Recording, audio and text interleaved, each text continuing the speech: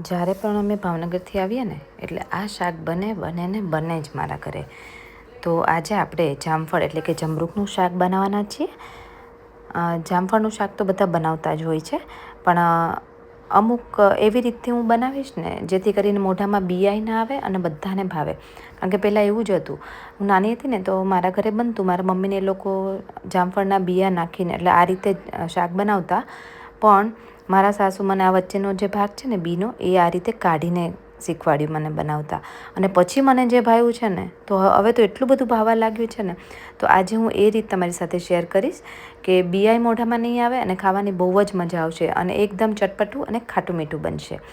તો ભાવનગરના જમરૂખ વર્ષોથી વખણાય જ છે પહેલેથી.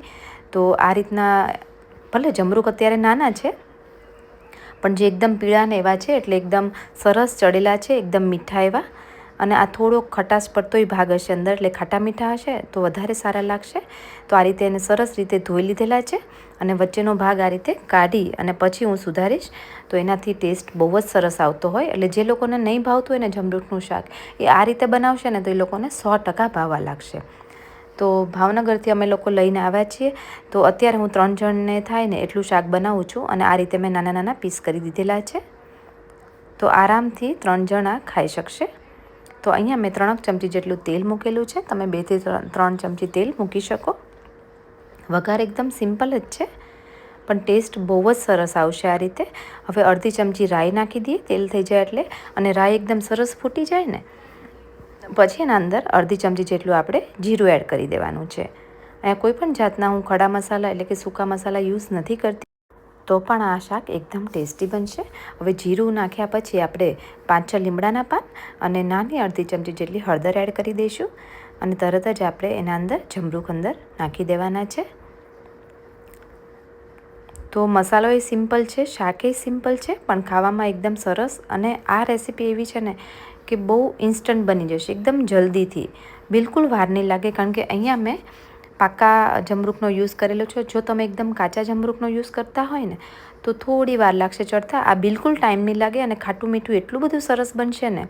હવે સાથે મેં ટેસ્ટ પ્રમાણે મીઠું એડ કર્યું. લાસ્ટમાં હું મીઠું ચાખીને નાખીશ, કારણ કે થોડી ખટાશ હોય એટલે મીઠું થોડું આગળ પડતું હોય એટલા માટે.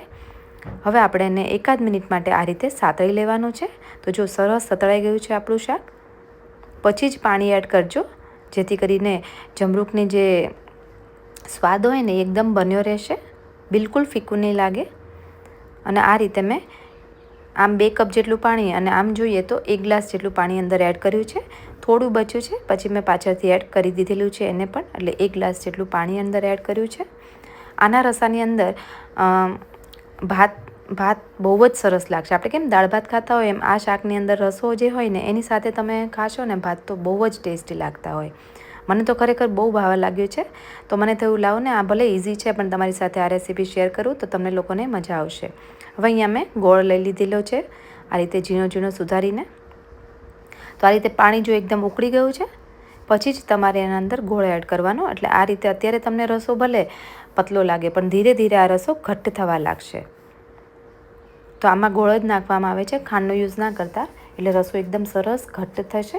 અને આપણે કેમ ગોળ કેરી કેવી હોય એકદમ રસાવાળી જાડી, એવો રસો આનો બનશે અને ટેસ્ટી એવું લાગશે, ખાટો મીઠો. તો જો અત્યારે હું તમને દેખાડું, આ મારું ચડી ગયું છે શાક. 3 મિનિટ જેવું જ થયું છે ચડતા અને જો એકદમ સરસ ચડી ગયું છે. અને જો મેં તમને કીધું એમ પાકા જમરૂખ હશે તો જલ્દી શાક બનશે અને કાચા થોડા યુઝ કરશો તો થોડી વાર લાગશે. બાકી ટેસ્ટ તો એવો બેનો સરસ જ આવશે.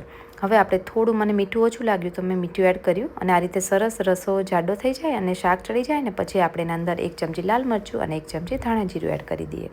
કોઈ પણ જાતનો ગરમ મસાલો કે કંઈ યુઝ કરવાની જરૂર નથી. તો જો આપણે એકદમ સરસ પહેલાં મિક્સ કરી દેવાનું અને પછી કહેવાય ને 1 મિનિટ માટે રાખશું, એટલે તેલ છૂટું પડે ત્યાં સુધી રાખશું. અને હું તમને દેખાડીશ કે રસોઈ કેવો સરસ બન્યો છે. જો એકદમ સરસ ઘટ્ટ થવા લાગ્યો જ છે. અને કોણે કોણે આ રીતનું શાક બનાવો છો અને કોણે કોણે ખાધેલું છે એમાં મને કમેન્ટમાં જરૂરથી કહેજો. ભાવનગરના જમરૂખ તો વર્ષોથી વખણાય જ છે અને અમારા ઘરમાં તો અવારનવાર આ જમરૂખ આવે જ છે અને અમે આ શાક બનાવીએ જ છીએ.